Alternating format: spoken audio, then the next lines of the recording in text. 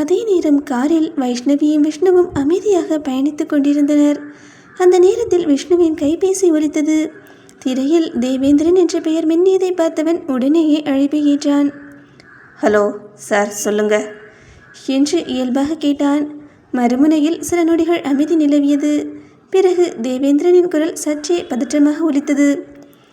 இல்லை விஷ்ணு, எனக்கு இப்போ தான் ஒரு முக்கியமான விஷயம் தெரிஞ்சிருக்கு. உன்னை அழிக்கணும்னு நினைக்கிற எதிரிங்க உன் கூடவே இருக்காங்க. கொஞ்சம் ஜாக்கிரதையாயிரு.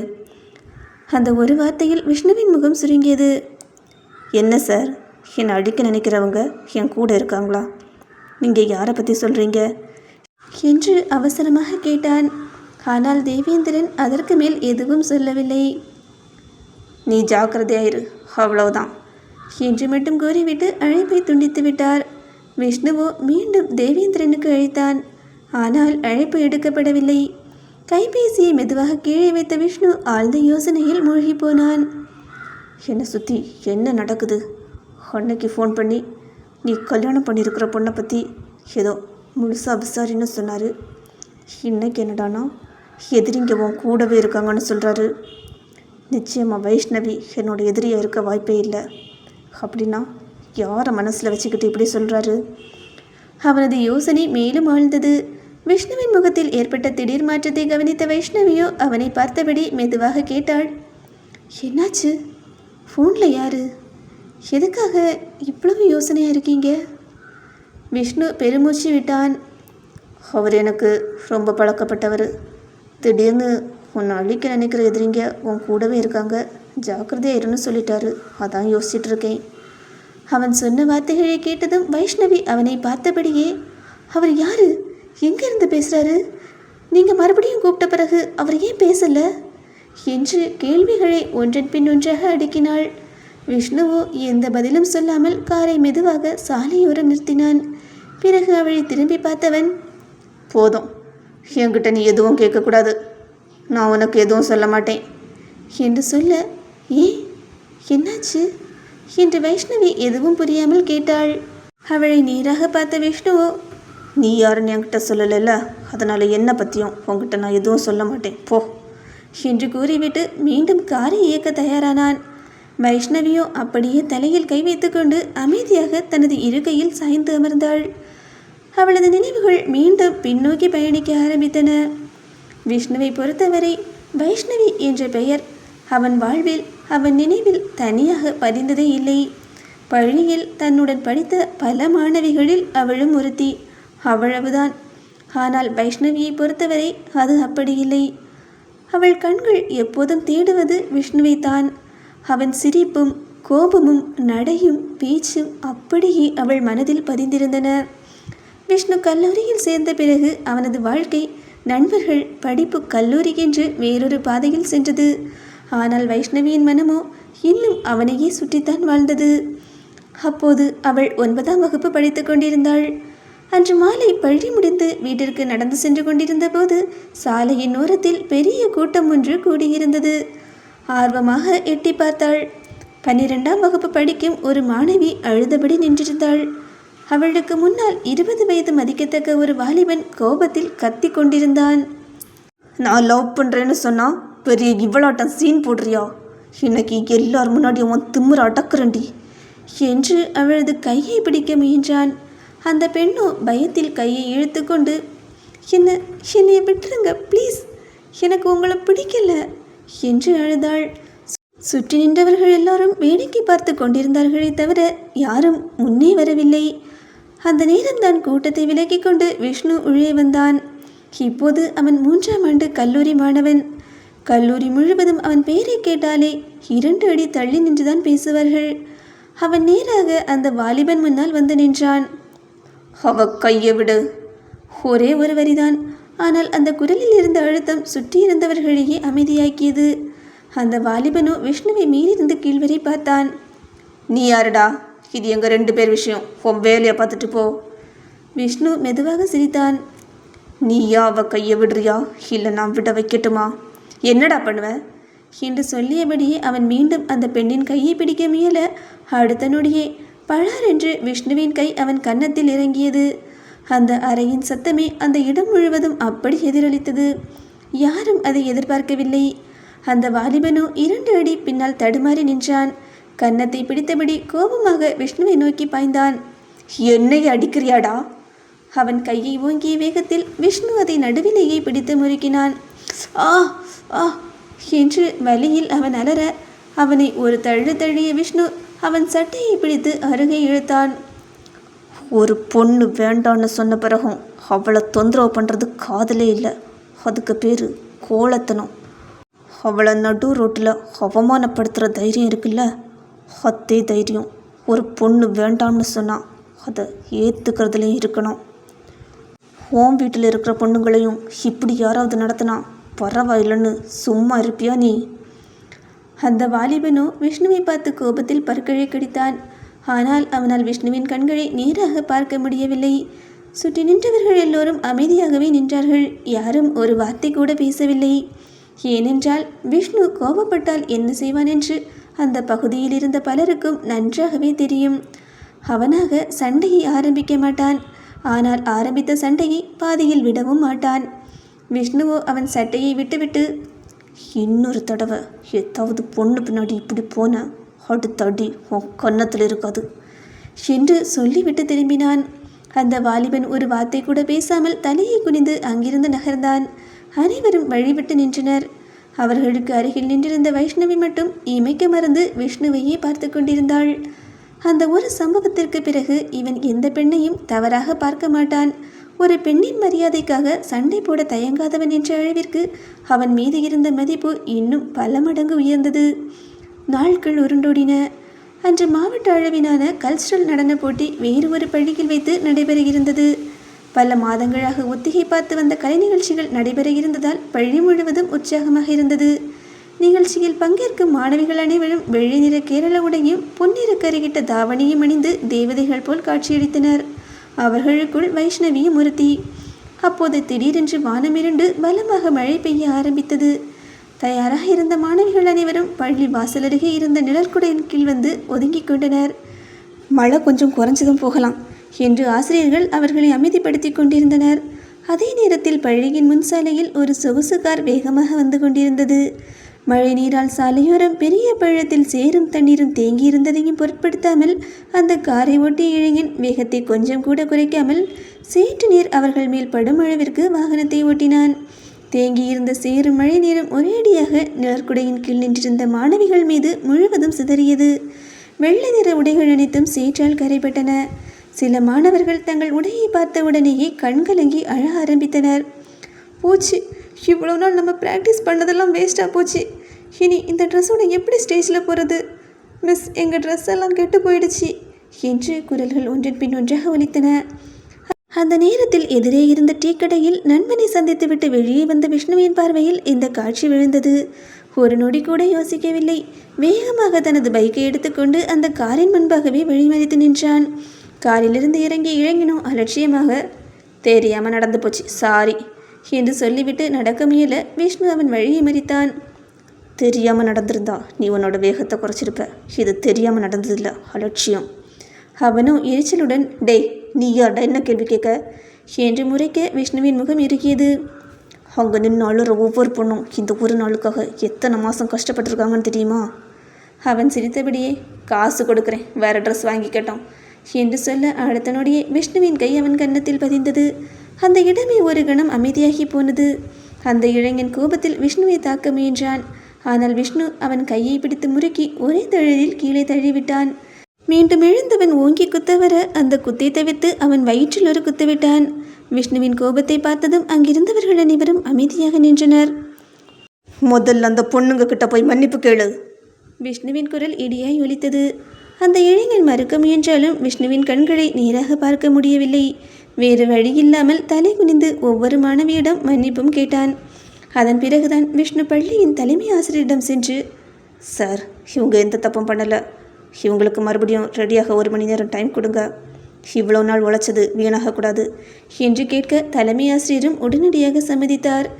அந்த கூட்டத்தின் நடுவில் மழைத்துளிகள் கன்னத்தில் வழிய சேறுபட்ட உடையை மறைத்தபடி விஷ்ணுவை மட்டுமே பார்த்து கொண்டிருந்தாள் வைஷ்ணவி. அந்த நாளில் ஒரு பெண்ணின் கண்ணீருக்காக யோசிக்காமல் சண்டை போடும் அந்த முரட்டுத்தனமான இளைஞன் அவளது இதயத்தில் நிரந்தரமாக குடியேறிவிட்டான்.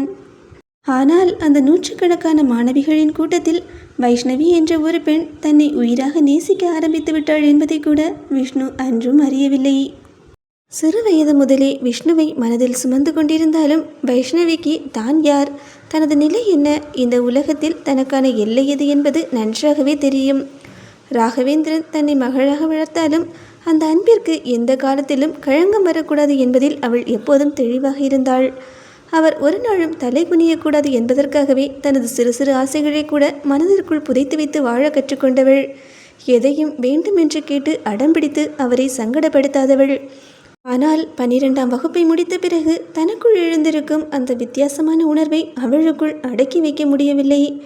ஒரு மாலை நேரத்தில் வீட்டின் தோட்டத்தில் அமைதியாக அமர்ந்து புத்தகம் படித்து கொண்டிருந்த ராகவேந்திரன் அருகே மெதுவாக வந்து அமர்ந்தாள். அப்பா என்று அவள் அழைத்த குரலிலேயே ஏதோ ஒரு தயக்கம் இருப்பதை உணர்ந்தவர் புத்தகத்தை மூடிவிட்டு முழு கவனத்தையும் அவள் பக்கம் திருப்பினார். என்னம்மா? சில நொடிகள் தலை குனிந்து அமர்ந்திருந்த வைஷ்ணவியோ தைரியத்தை வரவழைத்து கொண்டு மெதுவாக பேச ஆரம்பித்தாள். அப்பா, எனக்கு எனக்கு ஏன் இப்படி இருக்குன்னு தெரியல. விஷ்ணுவை ரொம்ப பிடிச்சிருக்கு. அவரை பார்த்தா மனசு ரொம்ப அமைதியாக இருக்குது. எப்போவுமே அவர் கூடவே இருக்கணும் போல தோணுது. இந்த உணர்வுக்கு என்ன பேருன்னு கூட எனக்கு தெரியல. அந்த ஒரு நொடி ராகவேந்திரனின் இதயம் துடிப்பதை நின்றுவிட்டது போல் இருந்தது. அவர் எதிர்பார்த்த பதில் அது இல்லை. அவள் ஏதாவது படிப்பு, வேலை அல்லது எதிர்காலம் பற்றி பேசுவாள் என்று நினைத்திருந்தார். ஆனால் அவள் வாயிலிருந்து வந்த பெயர் விஷ்ணு. ஒரு தகப்பனாக அந்த வார்த்தை அவரை அதிர்ச்சிக்குள்ளாக்கியது. ஆனால் அந்த அதிர்ச்சியை விட பெரிய விஷயம் ஒன்று அவரை சிந்திக்க வைத்தது. இது சாதாரண பள்ளி பருவ ஈர்ப்பா என்றால் இல்லை. ஹார்மோன் மாற்றத்தால் வந்த பருவ மாற்றமா என்றால் அதுவும் இல்லை. இந்த பெண் 5 வயதிலிருந்து அந்த பையனை பார்த்து கொண்டே இருக்கிறாள். யாருக்கும் தெரியாமல், எந்த எதிர்பார்ப்பும் இல்லாமல். ஒரு குழந்தையின் தூய மனதோடு அவன் மீது வைத்த அந்த அன்பு அவள் வளர வளர அவளோடே வளர்ந்திருக்கின்றது. இப்போது அவள் சொல்வது காதலா, இல்லை அந்த அன்பின் இன்னொரு பரிணாமமா? அதற்கு அவரிடமே பதிலில்லை. சில நிமிடங்கள் அமைதியாக இருந்தவர் அவளது தலையை வருடினார். இங்கே பாருமா, நீ தப்பு எதுவும் பண்ணலை. உன் மனசில் இருக்கிறத என்கிட்ட மறைக்காமல் சொன்னது தான் எனக்கு சந்தோஷம். ஆனால் இப்போது உனக்கு 18 வயசு தான். இந்த வயசில் மனசு நிறைய விஷயத்தை அழகாக பார்க்கும்.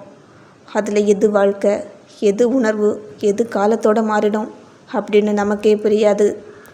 வைஷ்ணவியோ அமைதியாக அவரையே பார்த்து கொண்டிருந்தாள். நீ இப்போது எந்த முடிவும் எடுக்க வேண்டாமா. உன்னோட படிப்பை முடி, உன் வாழ்க்கையை புரிஞ்சிக்க, நீயே உன்னை முழுசாக தெரிஞ்சிக்க. அதுக்கு பிறகும் இதே விஷ்ணு உன் மனசில் இருந்தா, இதே மரியாதை, இதே அன்பு, இதே உறுதி இருந்தா, அந்த நாள் நான் உன்னை தடுக்க மாட்டேன். காலமும் சூழ்நிலையும் சரியாக இருந்தா அந்த பையனோட வீட்டுக்கு முதல்ல நானே போய் பேசுகிறேன். அந்த வார்த்தையை கேட்டதும் வைஷ்ணவியின் கண்கள் கலங்கின. அவர் இது காதல் இல்லை என்று சொல்லவில்லை, மறந்துவிடு என்றும் சொல்லவில்லை, நான் இருக்கும் வரையில் அது நடக்காது என்றும் சொல்லவில்லை. அவளது மனதை புரிந்து கொள்ள முயன்றார். அதுதான் அவளுக்கு உலகமே கிடைத்தது போல் இருந்தது. அடுத்த நொடியே அவள் குழந்தை போல அவரின் தோளில் சாய்ந்து அழுதாள். அந்த அழுகை காதலுக்காக இல்லை, தன்னை நம்பிய ஒரு தகப்பன் கிடைத்ததற்கான நிம்மதியின் அழுகை.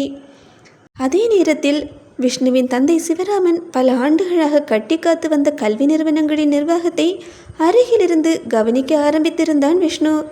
சிவராமனின் ஆசை ஒன்றே ஒன்றுதான், தான் உருவாக்கிய சாம்ராஜ்யத்தை ஒரு நாள் தனது மகன் இன்னும் உயரத்திற்கு கொண்டு செல்ல வேண்டும் என்பதுதான் அவர் ஆசை. அதனால்தான் கல்லூரி படிப்பை முடித்தவுடனேயே தொழிலின் ஒவ்வொரு நுணுக்கத்தையும் கற்றுக்கொள்ள வேண்டும் என்று நினைத்து தினமும் அலுவலகத்திற்கே அழைத்து செல்வார் அவர்.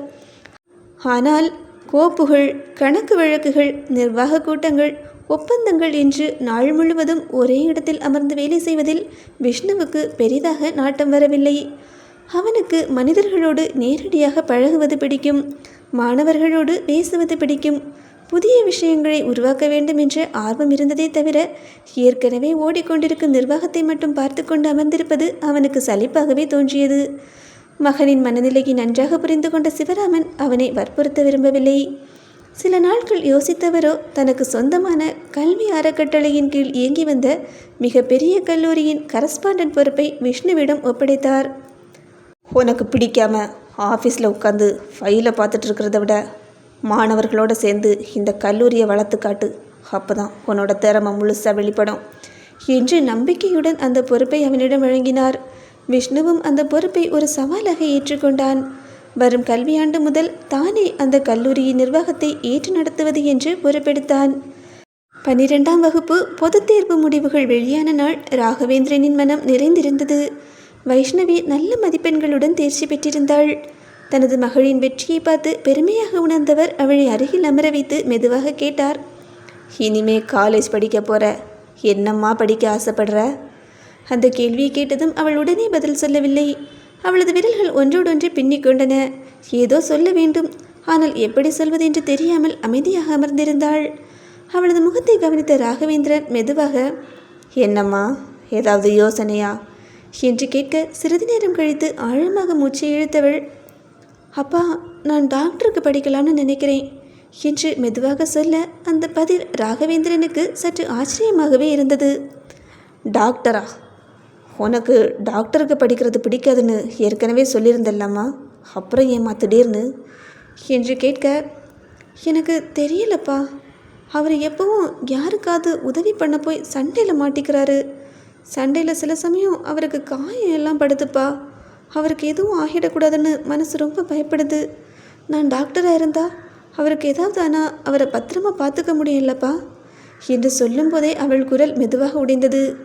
ராகவேந்திரனோ அமைதியாக அவளையே பார்த்து கொண்டிருந்தார். அந்த பார்வையை தாங்க முடியாமல் வைஷ்ணவி கண்களை துடைத்து கொண்டாள். சாரிப்பா, நான் தப்பாக பேசிட்டேன். அப்படின்னா சின்ன வயசுலேருந்து உங்ககிட்ட நான் சொன்னது மாதிரி வக்கீலுக்கே படிக்கிறேன் என்று மெதுவாக சொன்னாள். வக்கீலுக்கு படித்து பெரிய வக்கீலாகி பாப்பா என்ன செய்ய போகிறீங்க என்று அவர் அவளை பார்த்து கேட்க, அவர் கோபக்காரரு, அநியாயத்தை பார்த்தா விட மாட்டார். நாளைக்கு யாருக்காகவாவது நின்று ஏதாவது பிரச்சனையில் மாட்டிக்கிட்டார்னா அவரை காப்பாற்ற யாராவது இருக்கணும் இல்லைப்பா. நான் இருந்தால் அவரை யாரும் கஷ்டப்படுத்த முடியாதுன்னு எனக்கே ஒரு நிம்மதி. அந்த ஒரு நொடியில் ராகவேந்திரனுக்கு எல்லாமே புரிந்துவிட்டது. இது பருவ வயதில் வந்த ஒரு சிறு ஈர்ப்பு இல்லை.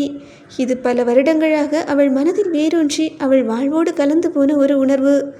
ஒரு உணர்வை மறந்துவிடு, நினைக்காதே என்று கட்டாயப்படுத்தினால் அது இன்னும் ஆழமாக மனதில் பதியும் என்பதை வாழ்க்கை அவருக்கு நன்றாகவே கற்றுக் கொடுத்திருந்தது. ஆனால் வைஷ்ணவியின் குணமும் அவருக்கு நன்றாக தெரியும். அவள் எல்லை மீறி போகும் பெண் இல்லை. ஒருவரை மனதில் வைத்துவிட்டால் வேறு யாருக்கும் அந்த இடத்தை கொடுக்காத பெண். மெதுவாக எழுந்து அவள் அருகில் வந்தவரோ அவளது தலையை அன்பாக கோதினார். எதையுமே அவசரப்பட்டு முடிவு பண்ணக்கூடாதுமா. முதல்ல நல்லா படி, நல்ல இடத்துக்கு போ. வாழ்க்கை யாரை யார்கிட்ட கொண்டு போய் நிறுத்தோன்னு யாருக்கும் தெரியாது. நேரம் சரியாயிருந்தா விதி உனக்கான பதிலை தானே கொண்டு வரும் என்று மென்மையாக சொன்னார். அந்த வார்த்தைகளில் மறுப்பும் இல்லை, வெளிப்படையான சம்மதமும் இல்லை. ஆனால் தன் மகளின் தூய்மையான மனதை முழுமையாக புரிந்து கொண்ட ஒரு தந்தையின் அன்பும் நம்பிக்கையும் மட்டும் நிறைந்திருந்தது. தனது மகள் இப்படி எந்த தெளிவும் இல்லாமல் தனது வாழ்க்கையை விட வேறு ஒருவரை பற்றி யோசித்து கொண்டிருப்பதை பார்த்த ராகவேந்திரன் நீண்ட நேரம் அமைதியாக சிந்தித்தார். இறுதியாக ஒரு முடிவுக்கு வந்தவரோ எந்த விவாதமும் இல்லாமல் அவளின் விருப்பப்படியே 5 ஆண்டுகள் சட்டக்கல்லூரி பாடப்பிரிவில் சேர்த்துவிட்டார். சேர்க்கை முடிந்த பிறகு அவளது கையில் ஆவணங்களை கொடுத்தபடி, உன்னை நான் எந்த காலேஜில் சேர்த்துருக்கேன்னு தெரியுமாம்மா என்று மெதுவாக கேட்க, வைஷ்ணவியோ அவரை பார்த்தபடி, தெரியலப்பா என்று மட்டும் சொன்னாள். ஒருவேளை விஷ்ணு இன்னும் கல்லூரியில் படித்து கொண்டிருந்தால் அடம் பிடித்தாவது அவன் படிக்கும் அதே கல்லூரியில் சேர வேண்டும் என்று கேட்டிருப்பாள். ஆனால் அதற்கும் இப்போது வாய்ப்பே இல்லை. அதனால் எந்த கல்லூரியாக இருந்தால் என்ன என்ற எண்ணத்திலேயே அவர் சொன்னதை அவள் அமைதியாக ஏற்றுக்கொண்டாள். எந்த கல்லூரி என்று கூட அவள் கேட்கவில்லை, கேட்கவும் விரும்பவில்லை. ஆனால் கல்லூரியின் முதல் நாள் கல்லூரி வாசலில் காரிலிருந்து இறங்கிய அந்த நொடியில்தான் அவளுக்காக மிகப்பெரிய அதிர்ச்சி ஒன்று காத்திருந்தது.